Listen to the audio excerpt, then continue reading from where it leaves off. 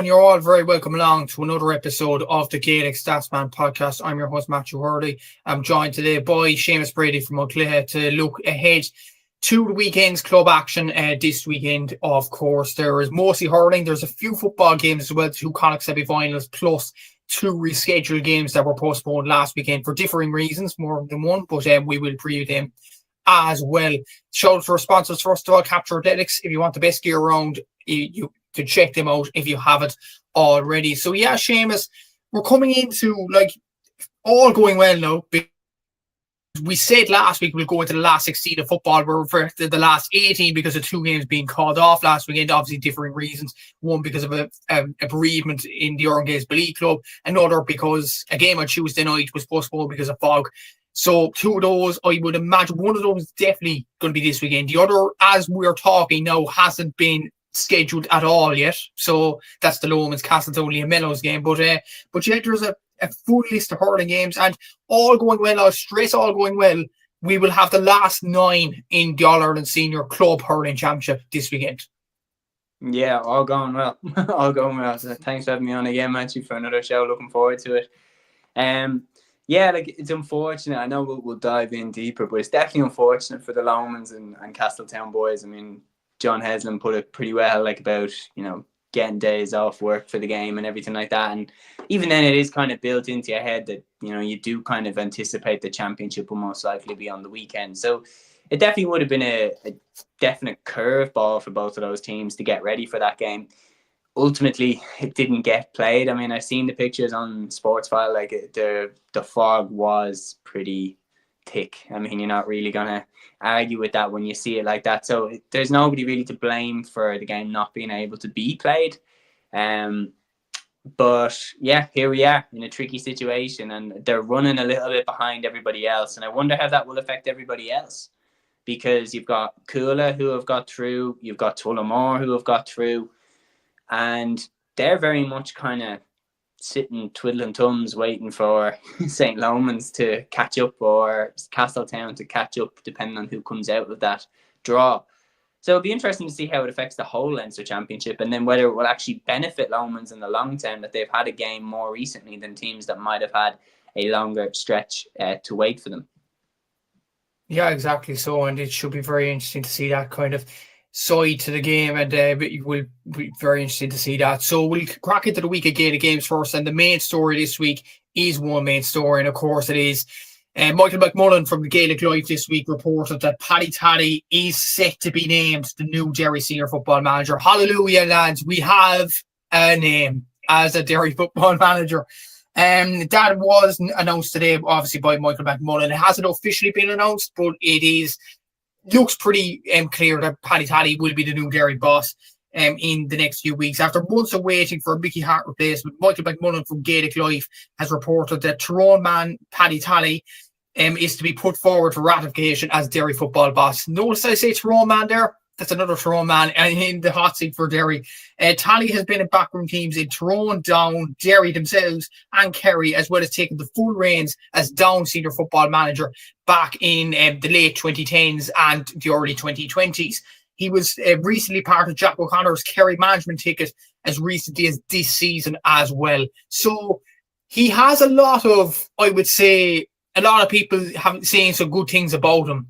But is he the man to change Derry's fortunes, do you think, Seamus? I wouldn't be too confident. No, that's my first reaction on that. Number one, they didn't want him. That's let's call a spade a spade. If you took this long to make up your mind, then he wasn't your number one choice. So now you've ended up with Paddy Tally, who was an excellent coach, fabulous coach. And we saw the improvements that he made to the Kerry defence, which is one of the big reasons that I think they actually won the All-Ireland in 2022. They were wide open in 2021. Tyrone ran down the middle, scored the 3 goals in that All-Ireland semi-final, which they beat Kerry in. Tally came into the backroom team under Jack O'Connor, made a massive difference, and they became rock solid at the back, and that was one of their calling cards in winning the All-Ireland that year. He transformed players like Jason Foley, who looked shot of confidence, into a world beater at fullback that season. Now, the reality is he took the helm in Down, and correct me if I'm wrong, But I remember that period. That was it just before James McCartan took over that Tally had the reins, wasn't it?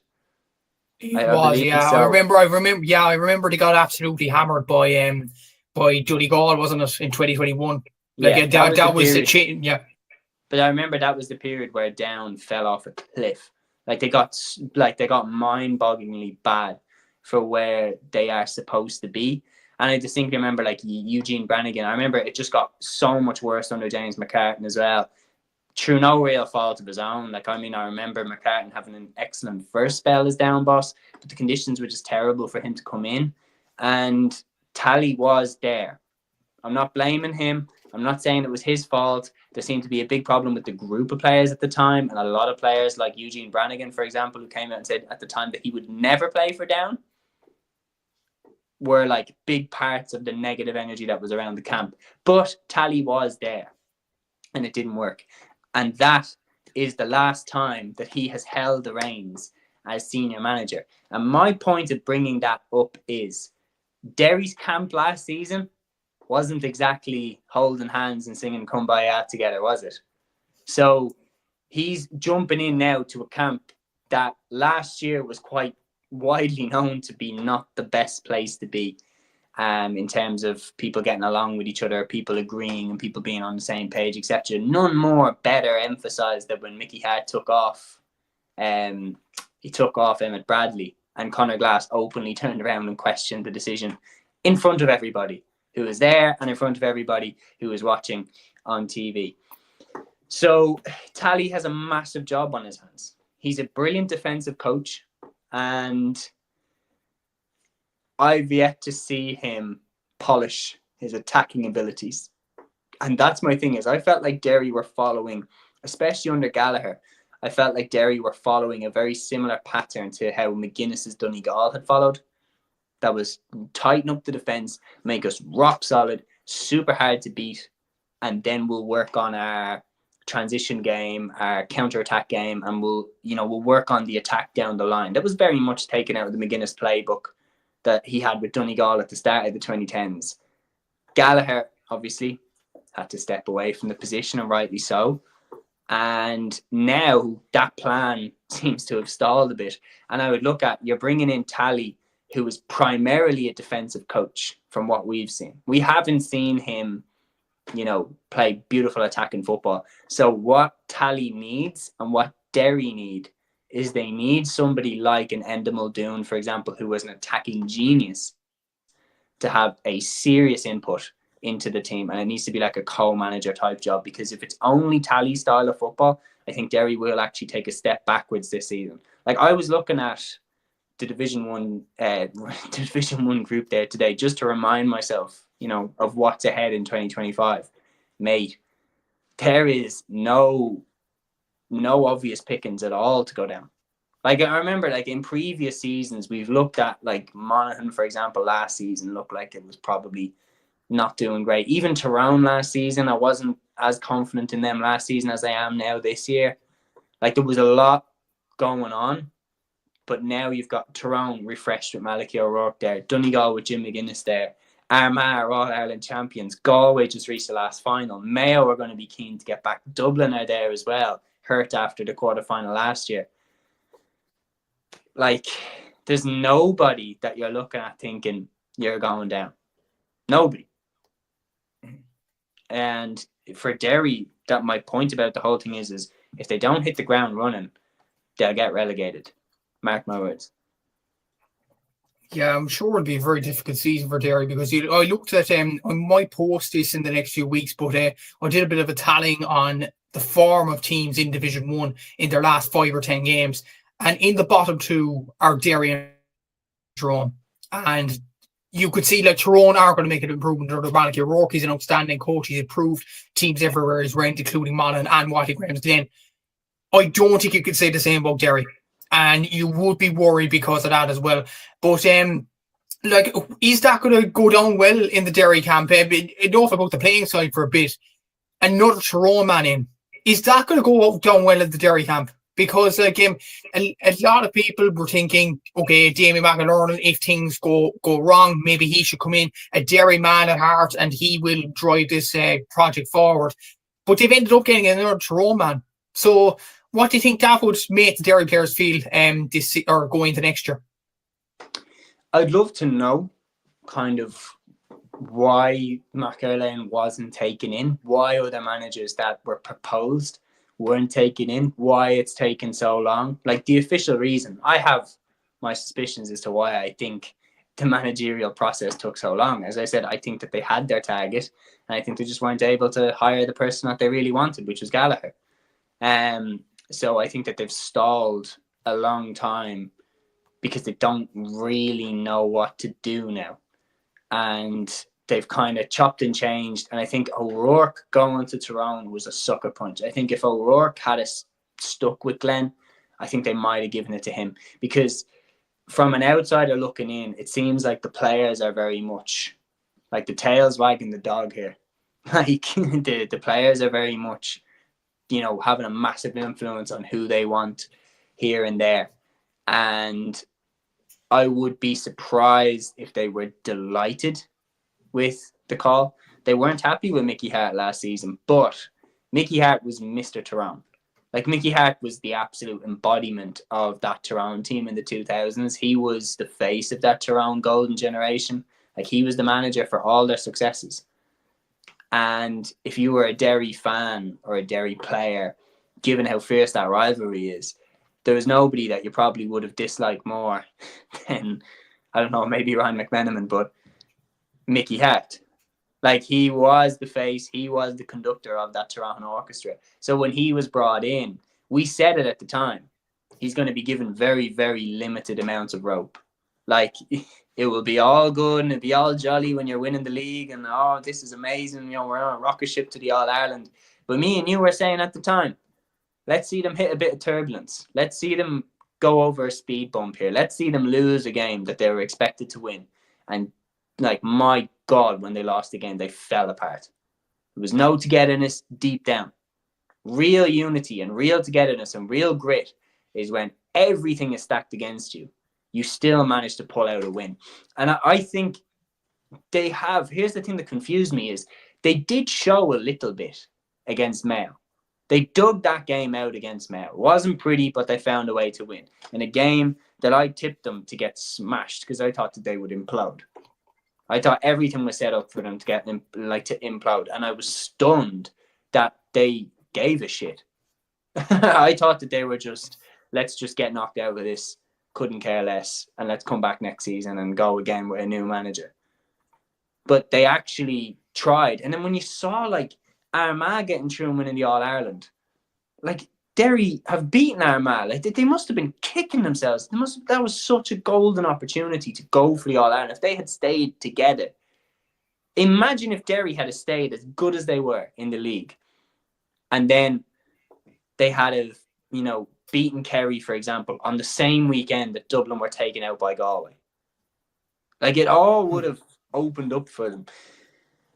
I think the players do wield a massive influence, and I personally cannot see it going too different from how Mickey Hart went unless Tally isn't actually running the show. Unless Tally's like the defensive coach and then Muldoon is handling the attack and everything like that. Because, again, I just will question what happens when they get beaten.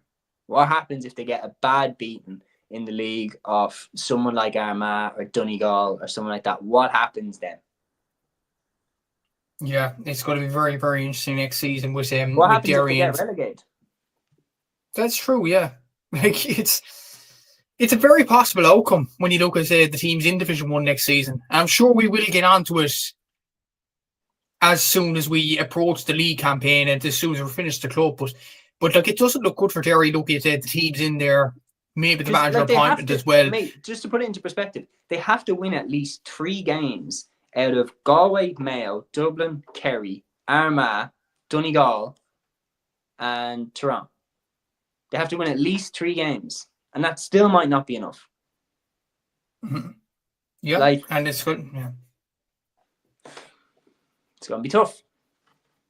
It is. It definitely is. And it will be very interesting to see how the Derry project goes next season under Paddy Taddy. But we will move on to the club action now, and we'll start off with the Munster Senior Hurling Championship semi-finals. The first semi-final is the Munster champions up against the challengers. Ballygunner go up against Loughmore Castleiney in the Munster Senior Hurling Championship semi-final on Sunday at 1:15 p.m. on TG Carr in Walsh Park in Waterford. Now, two of these sides do have history, because I think it was 3 years ago, Loughmore Castleiney had two harsh enough sending offs against Ballygunner, and they could have won that game on any other given day. But there is the argument as well, Ballygunner are a lot more tougher to beat, and Loughmore Castleiney didn't win the Tip Championship until this year as well. So could Ballygunner blow them out of the water here, or could Loughmore Castleiney gain some revenge and keep their absolutely incredible run at level going? This one is really, really difficult to call. Like, I can't get that game. You're right. I can't get that game from, I believe, 2021/22. I can't get that game out of my head. Like, Loughmore had done the double that year as well. Same thing that they managed to do incredibly this season. And those two send-offs had a massive impact on the full-time result. And look, at that time, Ballygunner hadn't had the record that they now have in Munster. They had actually relatively underachieved in Munster, given how many Waterford championships they had won. So Ballygunner were more nervous. They were more vulnerable, especially when they were put on the back foot. They definitely had a lot more doubt about their ability to get over the line in these games. That was a big year in terms of putting it to bed. When Harry Ruddle's goal hit the net, all of a sudden it's like their confidence, because they've got one now. They're not going to retire without an All-Ireland club medal. They're not going to retire without a Munster club medal, etc. And that does level you up. That does level you up, because that fear when things start going wrong doesn't hit the same. And you've seen it time and time again. Like, the perfect example is Dublin and Mayo in All-Ireland finals during the 2010s. When the game was in the melting pot, Mayo were way more scared to lose than Dublin were. Way more scared. And I'm not talking just about the players. I'm talking about being in the stadium as a Dublin fan and witnessing the Dublin fans and witnessing the Mayo fans, who was more nervous of the game turning on them. And once you get one, your confidence just skyrockets in terms of what you can achieve then. So for Ballygunner now, they are a different beast. But they have been caught. They got caught by St. Thomas's last year in the All-Ireland semi-final, when everybody thought that they were going to win the All-Ireland. Everyone. And rightfully so. They had smashed everyone in Munster. And St. Thomas's had been very lucky to get out of Galway. So who on earth would have picked Thomas's to win that game? And yet they won. Ballygunner, that's a massive All-Ireland that they left behind them, especially because Ballyhale Shamrocks weren't even on the other side of the draw. Like, it was right there for them. So they definitely will be stung by that one. But Loughmore Castleiney on the other side, they are still going to be stung by that defeat 3 years ago. And you look at the players that they have: Noel McGrath, Brian McGrath, John McGrath, Liam McGrath, more McGraths, this McGrath, that McGrath. But they have a sensational team. And then on top of that, they have players like Kieran Connolly. Like, they really, really do have a strong, strong squad, Loughmore. And I personally think when you look at the Doon game and you look at how close Doon were able to push them 1 week after the Limerick final and 4 days after recovering from the parties the night after that game, I'd say that game was so close. So close. And you look at some of the saves that Stephen O'Keefe pulled off in that game. If just one of those hits the net, Ballygunner could be out. It's not an overstatement to say that. So I think if they come at that level again, I think Loughmore could beat them. But I think if they both play to their best, Ballygunner win. It's just a question of whether or not Ballygunner turn up 10 out of 10. It's going to be a very interesting one to call, and considering that Ballygunner were nearly knocked off their perch by Doon in the last game. Doon were leading at half-time. They did very well after a week of celebrating, let's be honest.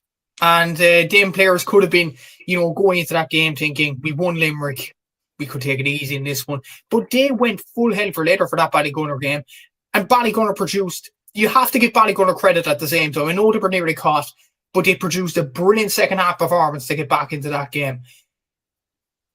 Will their performance against Doon be enough to beat Loughmore Castleiney, do you think? No. How does that... No. Okay. No, the straight answer, no. I think that Doon were incredible. Doon have some amazing hurlers, like Darrell Donovan, like Pat Ryan, like Adam English is unbelievable. But it was a Doon side that had got out of Limerick for the first time in God knows how long. It was a Limerick... Ever, yeah. And it was a Doon side that Darrell Donovan himself said had been on the piss for the whole night and had ran out of alcohol in Doon because they had all drank so much. And I'd say the players had a fair few drinks out of that along with the fans. So the fact is, they were celebrating. And my point is when you look into the following week, realistically, how long would it have been after the Sunday before they had a really good training session? Tuesday at best. They definitely didn't have a good training session on the Monday. So Tuesday at best. So then you're talking Tuesday to recover for the weekend, for Sunday. And yet they managed to give Ballygunner an almighty scare. Now look, Doon still are incredible hurlers. And they definitely didn't need to be doing too much training because they were obviously fresh off the back of training camp for the Limerick final, which they obviously won against Na Piarsaigh, which was an incredible achievement. And Adam English in that game in particular, superstar. But this game, Loughmore, as I said, Loughmore have their eyes on history, on making something that is absolutely incredible. It is not ridiculous to say that Loughmore have a chance of doing the double in Munster. It's not ridiculous to say that. They are massive underdogs when you put them against someone like a Dr. Crokes, for example. They're massive underdogs in a game like that. But we've seen shocks happen. And if Loughmore can get over Ballygunner, all of a sudden, it's there at the end of the tunnel. You know what I mean? All of a sudden, what seemed like so impossible is all of a sudden only 2 or 3 games away, or 3 or 4 games away if you include both codes. Something that would be unbelievably historic.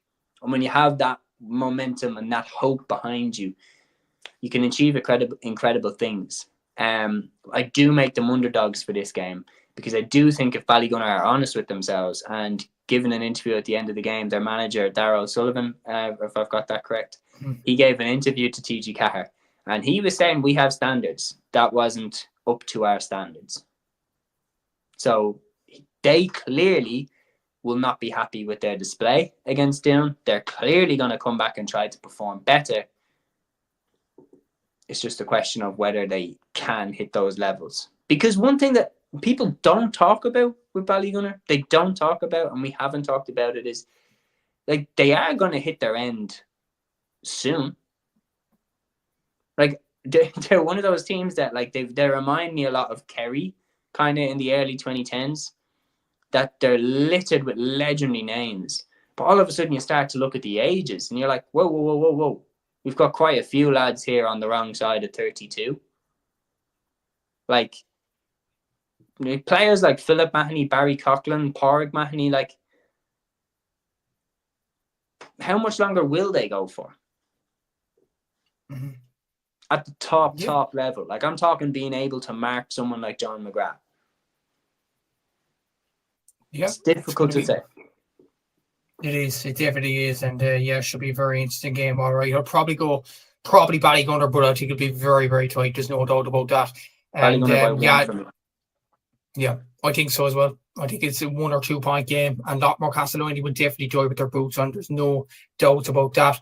The other Munster semi-final is also live at TG Carr from Super Valley Park Keeve at 3:15 on Sunday. It is Sarsfields from Cork against Feakle from Clare. So putting a bit of pressure on you, Seamus, because I'm in the background for SARS, can't really say much, so I'll let you take the reins for this one. Feakle won the Clare Championship, obviously. Sarsfields are coming in off the back of the lost team O'Kelly in the Cork Premier Senior Football Hurling Championship final. So should be a good game, I guess. Yeah, definitely will. Like, I mean, you definitely have a big test here ahead of you. Like, Feakle, They have a sensational crop of players there. Obviously, Adam Hogan is the name that jumps out. Like, what a year he's had. Young Hurler of the Year, All-Ireland with Clare. And, you know, Clare Hurling Championship at the end of the season with his club Feakle. Like, they have been brilliant. And they also have players like Ava Culligan and everything in there, like bringing a lot of experience to that back line.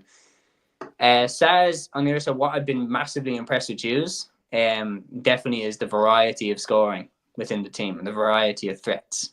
Like, definitely, like, the main one that I think is playing really well under Sars, more so than he did with Cork, and he definitely needed a good run, was Jack O'Connor. I liked some of the scores that he got against Middleton.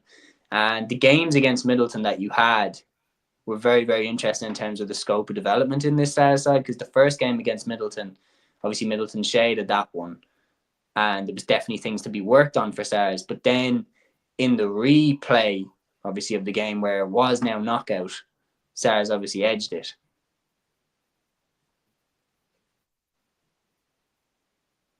I'm just which game are you talking about? The Middleton one?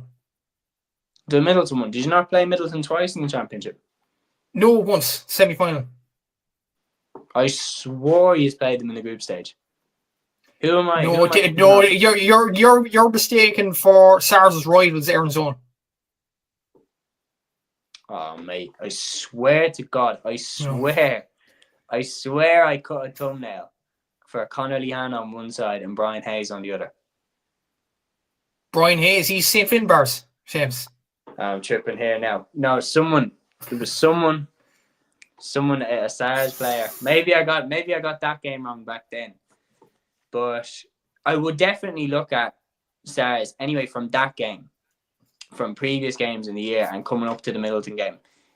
I suppose my point is I was very impressed with Middleton the first time. I was very impressed with the form, especially of Conor Lehan. Conor Lehan looked to be kind of back to his best. And a lot of people were saying, even on comments on social media reels and everything like this, like the flick that Conor Lehan did. I don't know if you saw that flick that he did. The little and up into the hand.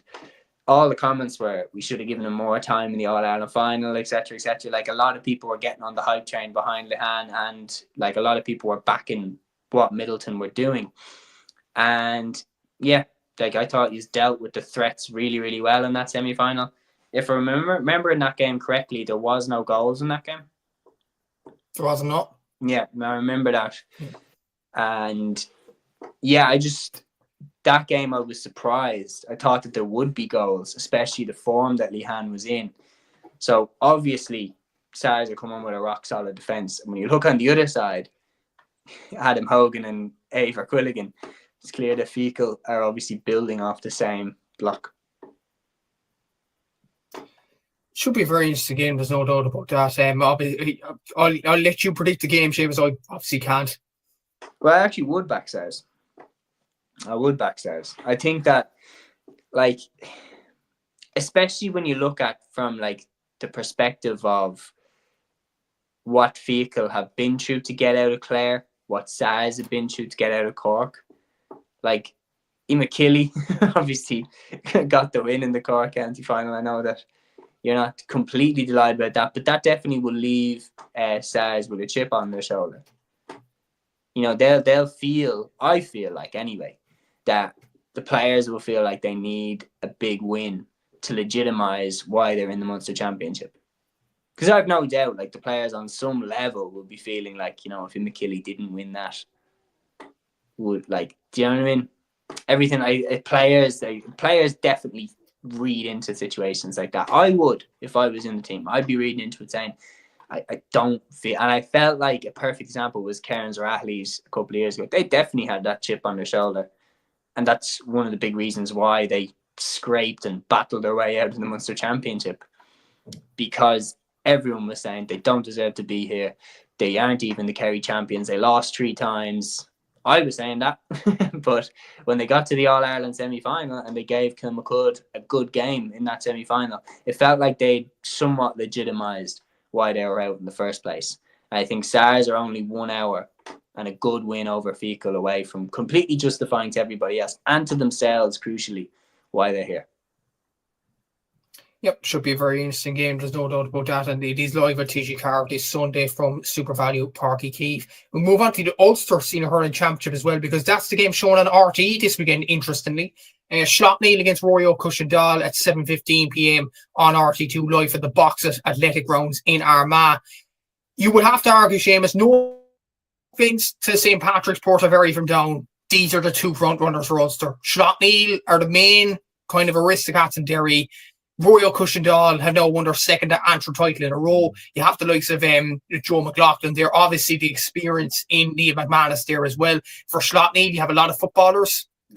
We know them as footballers, obviously, but they're very good hurlers like Brendan Rodgers, Shane McGuigan, Chrissy McCaig. You'd have Cormac O'Doherty at centre forward there as well. So this should be a good game.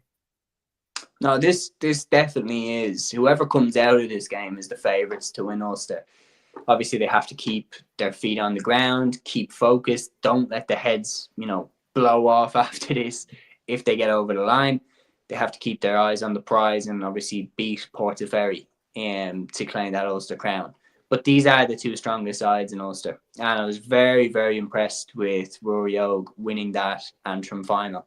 Because let me tell you, man, the conditions were shocking. Like, they literally were some of the worst conditions I've ever seen for a hurling match. Like, the TG car camera was literally like bouncing. Like, I remember a goal hit the net and I was like, that looks like a really cool effect, but no, it's just the wind. Like, the ball hit the net and all of a sudden the camera was going everywhere. But I was like, no, just gale force wind blew the camera. Look, the Ruairi Og team is, as you said, stacked with huge experience, and it's got one of the best hurlers that's ever played for Antrim in Neil McManus there at the helm, and they are going to be hugely confident in how far they can go, not just in the Ulster Championship but in the All-Ireland Championship as well. When they look at Dunloy's example from a few years ago where they absolutely stunned St. Thomas's and got into the All-Ireland final, when you look at how they played last year, they put in a very, very solid performance in that All-Ireland semi-final and really, really did do themselves proud. Gave O'Loughlin Gaels a lot of problems in that game. So they believe, I've no doubt, that they can take it one step further, especially when you look at who's gone now. Like, O'Loughlin Gaels are gone, Thomas's are gone, and if Ballygunner are staring right down the barrel of a really difficult game against Loughmore, could you imagine if Ballygunner are gone by Monday? How much that will shake up the championship? Then it will be a new winner. It will most likely be a team that hasn't won it for ages.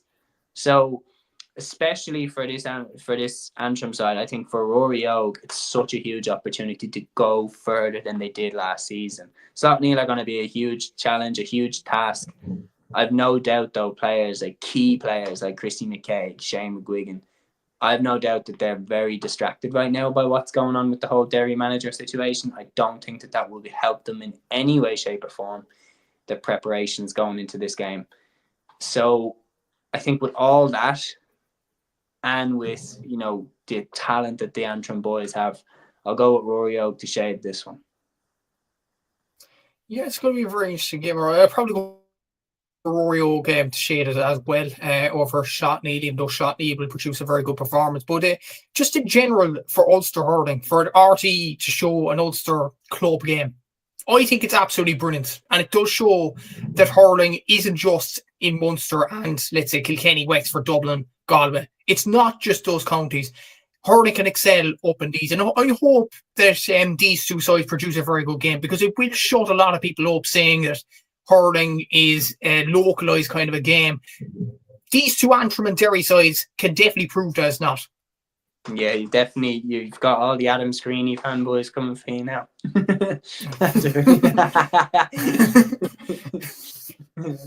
Okay.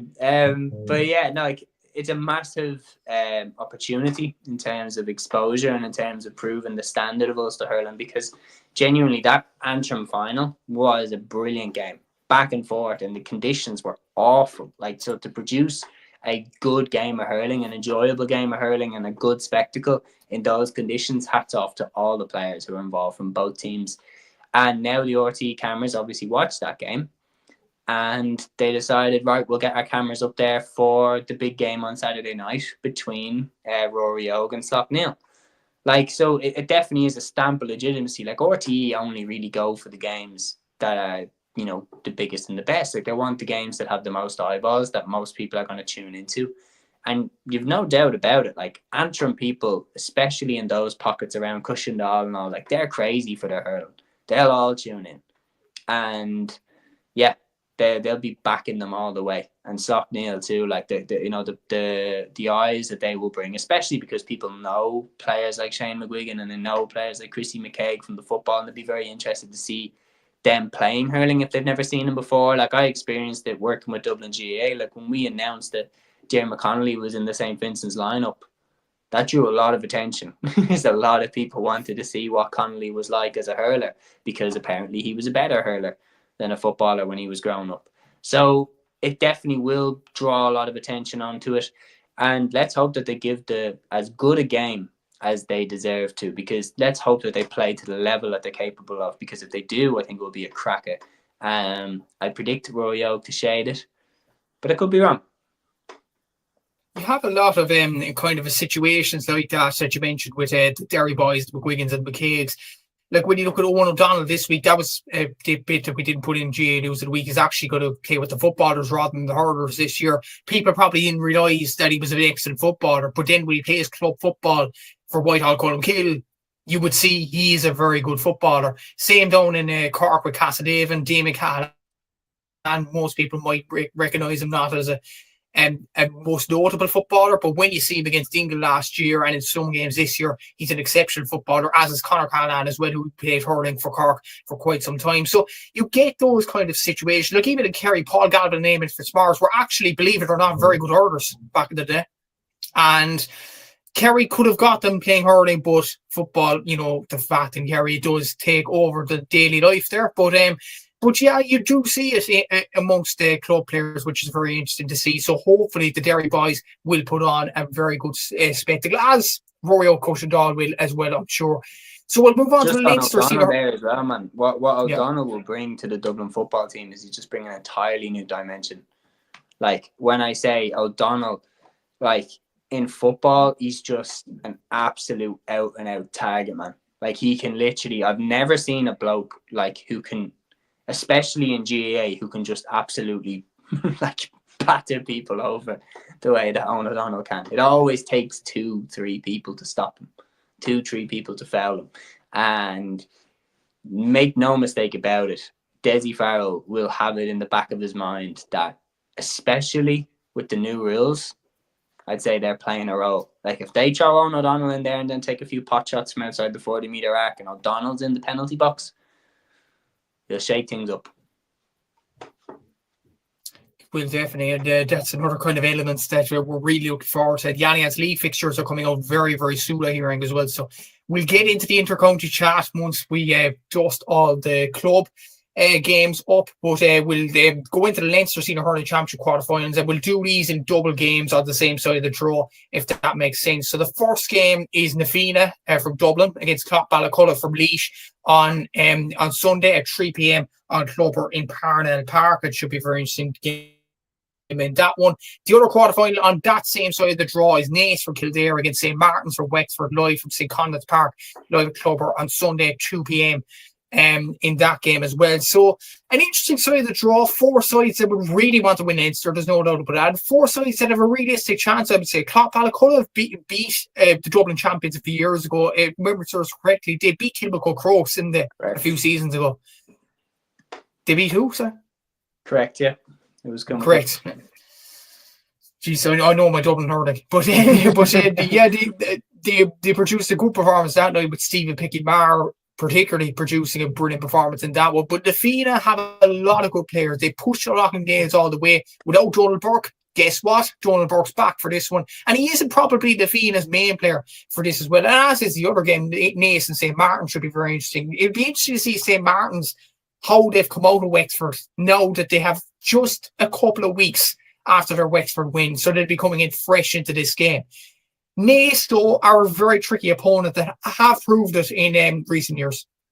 They certainly have. I mean, like, we'll start with the Naas and Martin's game. Like, Naas absolutely have shown themselves to be a very tricky opponent over the last few years. The game that jumps out is the one where they, gave Ballyhale a few headaches in that Leinster game that they met them in, and that was proven that Kildare hurling in general was on the rise, and you had players like James Burke, Jack Sheridan, absolutely strutting their stuff in that game. Like, they definitely are capable of rattling St. Martin's. When you look at the record of Wexford hurling clubs out in Leinster over the last few years, it's not the best. So they're not running into a titan. Like, they're not running into, an undefeated champion who's like, it's going to be very, very hard to rattle them. Naas are going to go into this game with no fear. And I firmly back it. Like, if I'm in that Naas camp and I'm looking for a game that is winnable, but a huge scalp, kind of pulling from St. Martin's territory. Like, I'm looking at a St. Martin's, I'm looking at even, like, genuinely, I'm looking at a Kilcormac, Cloughy, like, someone that will get people being a bit like, wow, that's a big win. But it is winnable. And that's the key thing. It is a winnable game for them. To win it, they're going to have to get a muzzle on Ruairi O'Connor. Like, because Ruairi O'Connor in that Wexford final was sensational. And his score right at the end over near the sideline, where he just jabbed it up, didn't even look at the posts. Bang, over from the sideline off his left-hand side. Incredible hurler, incredible final performance. Deservedly won player of the match. He is going to be massively targeted in this game in terms of trying to stop his influence on this game. But I personally think he's in too hot form right now. I'm going to give him the respect that I didn't probably give him before the Wexford final against St. Anne's Rothangan. I personally thought that St. Anne's would be able to get a hold on him. They weren't. And you factor in other players like his brother Jack O'Connor and the influence that he's able to bring onto the game. They have a dynamic duo there, and no question about it, Naas are going to rattle them hard with players like Jack Sheridan, James Burke. But St. Martin's on the other side, I think, have one of the best forwards in the country right now, especially in the club championship in Ruairi O'Connor. And I think if they just get the ball to him as much as they can, I can see them getting over the line by about 4 or 5 points. In the other game, make no mistake about it, from watching Na Fianna in the Dublin Club Championship, from watching them beat, absolutely annihilate is a better word, Ballyboden St. Enda's, Na Fianna have the capability to blow Clough Ballacolla away. They have the potential to do that. I watched them against Ballyboden St. Enda's. It was a massacre. Like, it literally was. You know that Simpsons meme, stop, he's already dead. Like, literally, just goal after goal after goal. And it was because that day I was cutting reels for TG4. Like, I was picking what goals I wanted to make into Instagram. Na Fianna gave about 6 or 7 different reel-worthy moments. Especially, I know you might have seen, the Kieran Stacey goal where he just absolutely pings it. Couldn't have been more perfectly into the top right corner of the goal. Like, their prowess was on full display that day. And I personally think a little bit of it was the mentality around, this is Ballyboden St. Enda's. We battered them in the final last year. We're going to do it again. And they were really, really confident going into that game. And they absolutely had every right to be. They're out now. They're finally out. They're back out. They lost at the bitter end to O'Loughlin Gaels in the Leinster final last season. That would have hurt a lot. And I'm a Whitehall column kill man. I know a lot of people who are in Na Fianna. Na Fianna is a great club. And I know a lot of people who are involved in Na Fianna. And talking to them after, God, it hurt them. God, that final hurt them because it was a really heartbreaking way to lose. They lost by a point. The game was there for them. I think a lot of Na Fianna people left that ground, left Croke Park, thinking, you know what, if we had Donald Burke, we would have beaten them. Now they're back here and they have Donald. But they have to watch what happened to Kilmacud Crokes a few seasons ago, because they beat Crokes in as dramatic a finale to the Dublin hurling final as you could possibly get. Crokes won an epic hurling final against Na Fianna in 2021, then came out and lost to Clough.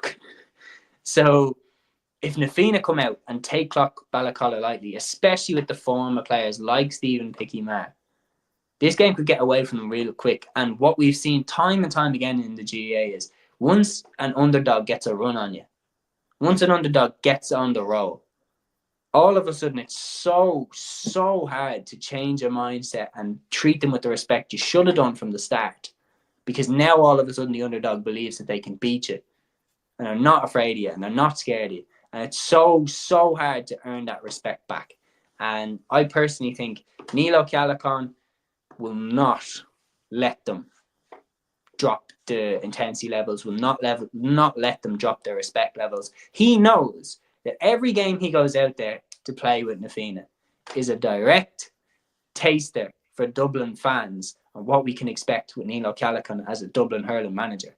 And if his introduction into the Dublin job is to lose in a shock exit to Clough Ballacolla, it's not a great start. So I don't think he's going to let that happen. I don't think Na Fianna are going to let that happen on him. I think Na Fianna win. Yeah, I've really been impressed with Na Fianna. I'll say it only in highlights reels like the TG Car ones I've seen. I haven't really seen full games with Na Fianna, but I did their scoring stats before the Dublin final. And what was interesting was Colin Curry and Andrew Jameson Murphy are the two top scorers in a team that has Donald Burke in it.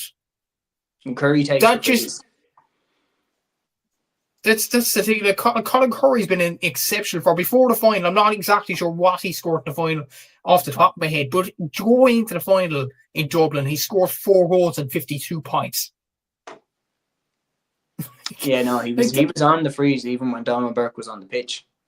Like they really back him, and it would be interesting to see it when O'Callaghan comes in as Dublin boss. Will Curry go on to the freeze, or will Burke stay?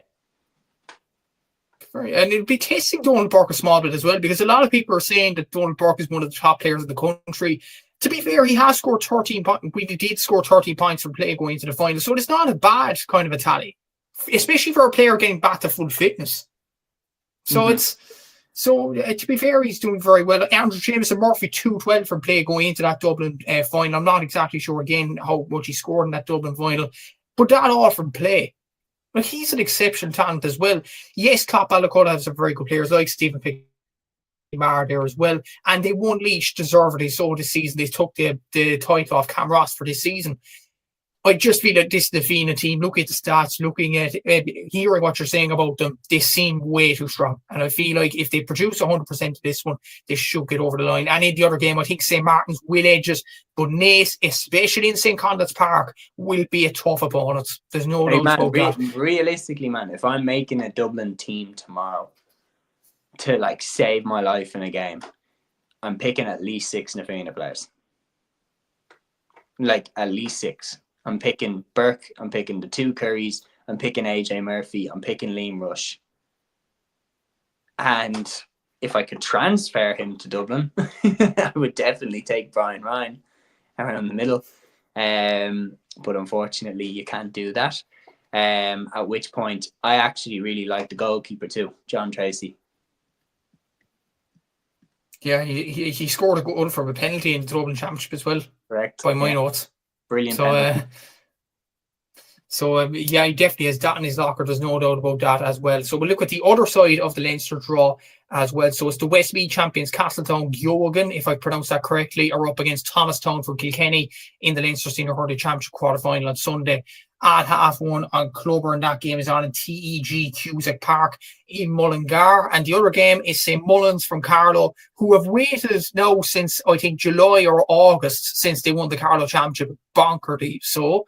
They're up against Kilcormac, the champions of Offaly, in the Leinster Senior Hurling Championship quarter-final on Sunday at 2:30 p.m. live on Clough, and it's live from Netwatch Cullen Park in Carlow. You would expect Kilcormac to beat St. Mullins just because they'll be fresher going into this game. St. Mullins have waited a long time. They have Martin Kavanagh, Carlow's best hurler, but that's a long time to wait after a county final. As for the other game, Thomastown should win that. And I'll put the question to you about Thomastown for Kilkenny. They won the intermediate All-Ireland Championship against Castleiney last season in January in Croke Park. Could they win the senior this year? Like, if they win the senior All-Ireland, that would be one of the stories of the GA for like a decade or even more. Yeah, no, it'd just be absolutely incredible to watch their rise through the ranks. It's very similar to the Meath LGFA team of a few years ago when they won the intermediate in 2020 and then won the senior in 2021, and they beat like the Dublin team that were looking for 5 in a row. in that final. Like, it's just absolutely sensational the way they just rose through the levels. And then first time was so nice, they did it twice. They came back and beat Kerry in the 2022 final to become one of the great teams in LGFA history. I think you would look at this example with Thomastown in a very similar light, that they were too good for intermediate. You could tell that. Like, when you looked at the names on the team, you were seeing like John Donnelly, and you were like, what on earth is he doing down at that level? But they just proved how strong they are. And his brother Stephen as well is just looking absolutely incredible there for Thomastown. And they're here now after beating O'Loughlin Gaels off the park, like beating them off the park.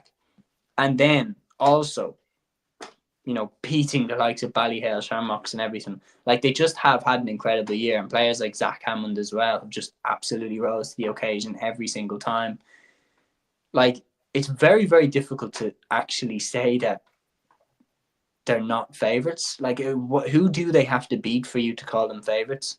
Like, they've beaten Ballyhale and they've beaten O'Loughlin Gaels. Like, what more do they have to do? Do they have to beat Ballygunner for everybody to suddenly be like, oh yeah, they're the team? Like, it's very, very difficult to say. But it's crazy to say that a team that emerged from intermediate last season is in the position that they're in.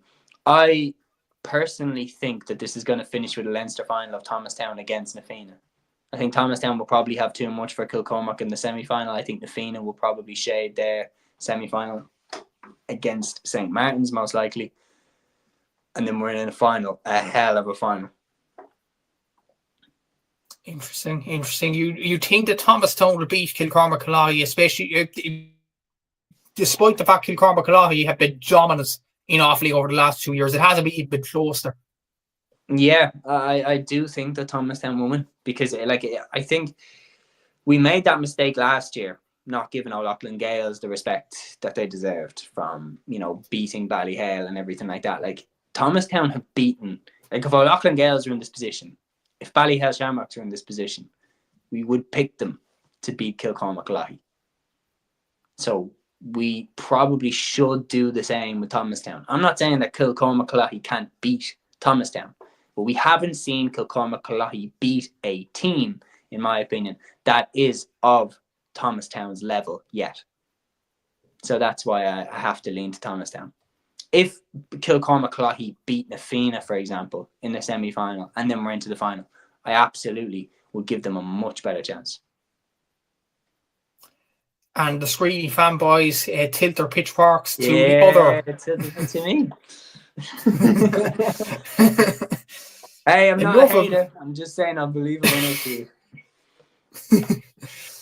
Enough about that. So that is all the hurling games looked after. So we have a few football games, 2 Connacht Senior Football Championship semi-finals, and 2 rescheduled games, which we'll go into just briefly because we went into kind of a depth last week, but they were called off.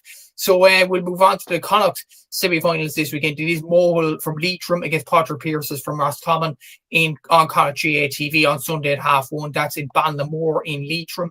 And Coolera Strandhill from Sligo are up against Ballina Stephenites from Mayo in the semi-final at 1:30 on Sunday on Connacht GA TV. That's in Markievicz Park in Sligo. You would expect Padraig Pearses and Ballina Stephenites to make the final out of these, but is there any chance you'd give to Mohill or Coolera Strandhill? Yeah, definitely. Definitely give them a chance of causing an upset. I would give more of a chance to Coolera to upset Ballina, and that's based off Ballina's level. Padraig Pearses, I was absolutely blown away by how impressive they were against Currafin. Like, especially in the first half, I was just like, wow, like, this is, like, I felt pretty confident, especially when Carey got the goal quite early. I was thinking, okay, you know, 10 minutes in, Paul Carey hits a goal for Pearses. I'm sitting here thinking, I picked them to win. I'm pretty confident in that prediction. But the way that they just pulled away from them, and the way that Currafin were just missing all of their chances, by all means, they had a goal chance which Carey himself cleared off the line, and that could have, you know, changed the momentum of the game. But like, the reality is that, like, it's the build-up and it's the creation of chances and it's the ball around the middle that decides who gets more attacks, who gets more scores, and then obviously who gets the win. And Pearses were dominating the middle. Like Niall Daly was absolutely sensational. Ronan Daly is just an absolutely incredible footballer, so underrated. And even as well, Declan Kenny as well is such a good link man. Like the amount of ball that Declan Kenny gets on, and then they were spraying it inside to Paul Carey, who was just absolutely lording it. One player of the match hit 1-3 in the first half. Like, it just was absolutely everywhere. And so, personally, given the momentum that Pearses have behind them, I'm picking them to win this game. Mohill will be tricky. They're managed by Eamon O'Hara. They have Keith Byrne in their team. They are very good. And they, won a Leitrim final that was so hotly contested after a replay. Couldn't really have been closer. But I will go with Pearses to get over that line. Ballina, Sean O'Heslands was the team that Mohill played, just for the record. And they couldn't have been closer tied. They couldn't. It took, it took right down to the bitter end to separate them. But I just think that Pearses are on a higher level in Connacht. I don't think anybody in Connacht can stop Pearses, especially if Curra Finn couldn't even get close. The other side, Ballina, I think, are actually vulnerable to this game against Coolera. I don't buy them as much as I buy Pearses. I don't buy them as much as I buy Curra Finn. Like that game against North London Shamrocks, like they were made to sweat for that a bit. And like, is there an argument there, Seamus, though, of jet lag? No, like like stop the light. It's a 30-minute flight over. The seatbelt sign doesn't even go off. You could watch an episode of Friends. When the episode finishes, you go down. Actually, you could get it. You could get the flight to London in the time that it took a point from play to be scored in the Mayo final last time. There's a stat for you. You'd be in a different country. There's a stat for you. But, like, honestly, no. I just would look at it and say, look, the North London game, the North London Shamrocks game for Ballina, that's just one to tick the box. That's just one to, get over, avoid the banana skin, move on to the next round. They did that. It's impossible to read into in terms of where they actually are. The only way is if North London nearly beat them. That's when all right, they're not as good as we thought we were. And they won the Mayo Championship fair and square. They were the best club side in Mayo. But I'd look at Coolera and I'd be like, God, they're backlers. Like, they really dug out that final against St. Malay's Gaels. It took them a replay to do it. They're not going to roll over for Ballina. Not at all. I'll pick Ballina to win this, but like by a point. I'd probably say something along the lines of like 12 points to 1-8. And then I think Pearses will win the final. Yeah, I'd probably say Pearses will win the final as well. But I don't think Ballina are as bad as you make them out to be. What was the Mayo final? They beat Loughmore quite comprehensively in that Mayo final. What year was the 6-4? Which teams were in that? It was Brafey or one. That was Brafey and Ballina Stephenites last year. Yeah. So it's one of the worst county finals of all time. Yeah, I can't really argue with that, really, but maybe they haven't. Like, you don't say that that's one of the worst finals of all time. You're deluded, or you're just biased to Mayo, and or you're biased to Ballina. You just don't want to accept that was a bad final. It was a bad final. And like, if someone came in and was like, "Oh, I want to," like, let's say someone came in from abroad that's never seen Gaelic football before, and they were like, "Oh, I'd love to see Gaelic football and find out what it's all about." You're not sending them to that game. Like, let's be honest. You'd send them to a game like, for example, Tyrone Armagh 2005, or you'd send them to a game like Dublin Kerry 2013, or Dublin Mayo 2017. Those are the great games. Yeah, exactly. So, and the less we talk about the Mayo final, the better from last season. We have 2 more games to cover, and they were games that were scheduled last week, but they were postponed. One of them was postponed, unfortunately. Erne against Belleek in Scotstown. This is on at 5 p.m. on Saturday on GA TV in Brewster Park in Fermanagh. This was originally postponed because Ryan Lyon's brother Mark passed away over the week, and the game was postponed, and rightly so. The Erne Gaels Belleek players were allowed to go to the funeral. The Lions family were allowed to grieve, obviously. They have the game now this weekend, and it's a difficult circumstance really for the Belleek players, I'd imagine. Scotstown are one of the other favourites, obviously. Difficult circumstance for the Belleek players. How do you think they'll be feeling going into this weekend's game? Obviously devastated. Like, I mean, it's obviously still fresh in the memory, especially, you know, poor Ryan Lyons. So they definitely made the right decision in postponing the game. It would have been horrible for the players to have to play a game, you know, with a tragedy hitting that close to home. And it's a massive task for them as well. It's such a huge obstacle. Like, as you said, Scotstown are the real deal. Like, they have, you know, exceptional players in every line of their team. They're going to need everything they got. And they definitely needed to just, you know, process what a huge blow this has been for their whole community, let alone the club and let alone this group of lads. So, you know, it definitely was the right decision to postpone the game. They are big underdogs heading into a massive task. And, like, yeah, just I feel like that this, for both sides, will be a difficult game to play. It will be a difficult game to play. And, yeah, like, obviously, my deepest condolences to Ryan Lyons, to the Lyons family, to everybody who is affected by that tragic passing. It's going to be a difficult game for both teams to play, but I've no doubt when the referee throws in the ball, when the game begins, the Erne Gaels players will play with Mark in their hearts. And what a legacy to him it would be if they could go on and do something special this year. And a very good message, actually. The funeral, I was just reading an article there from the Irish News. That's a news publication up in Ulster.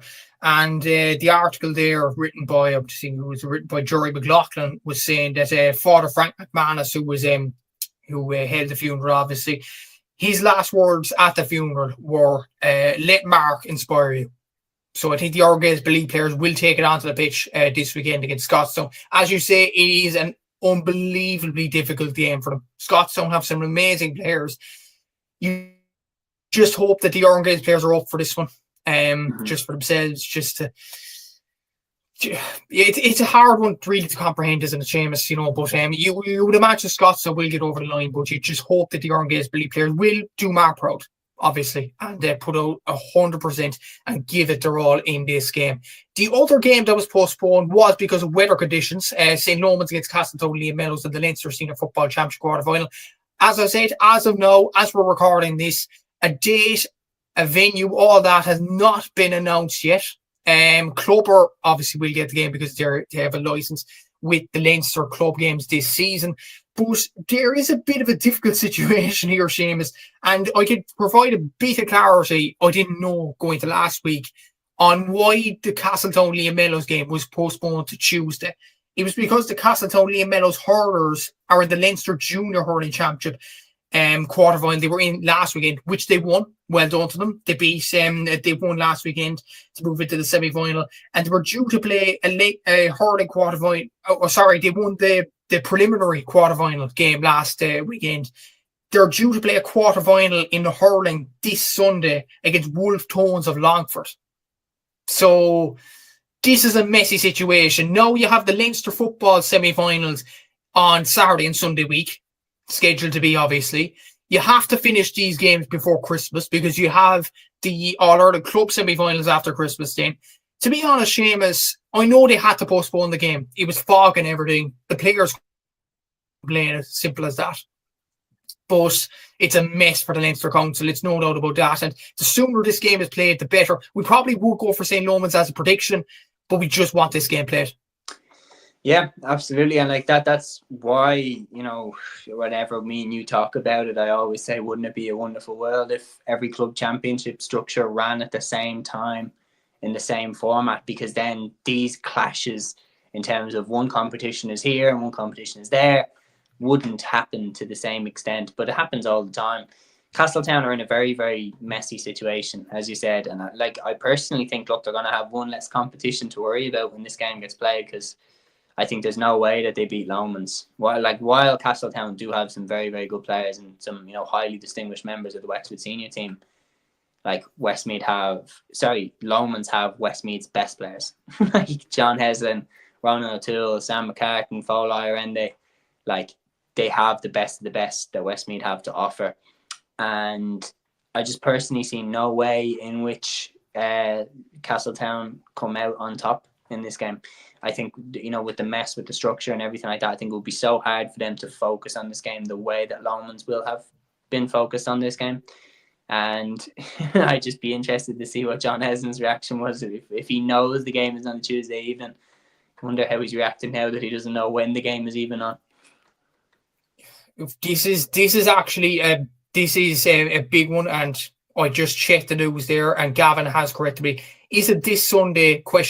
Loughman's. You would be correct. Yeah, it is in St. Loughman's GA Club, and it is on this Sunday at 3:30. That's the date that's put in there. But I've checked Castletown Leah Meadows for the hurling junior game. It says hurling fixture to be confirmed.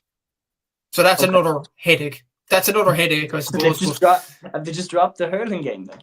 They've apparently, they've just dropped the hurling game from the Sunday slot and they've put the football in there. Like, their WhatsApp group must be flying off their rack. Like, where are we going? Where are we playing? This reminds me of like a junior B game. You just get the call at Sunday morning at 11 o'clock away. Oh, who are we playing? Don't worry about it. Here's the pitch.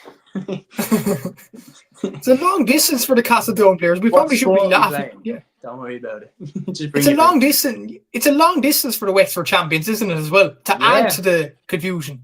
That's it. Like, I mean, on top of that, geez, imagine if this was COVID times. Imagine if they had to make their own way there. Even more chaos.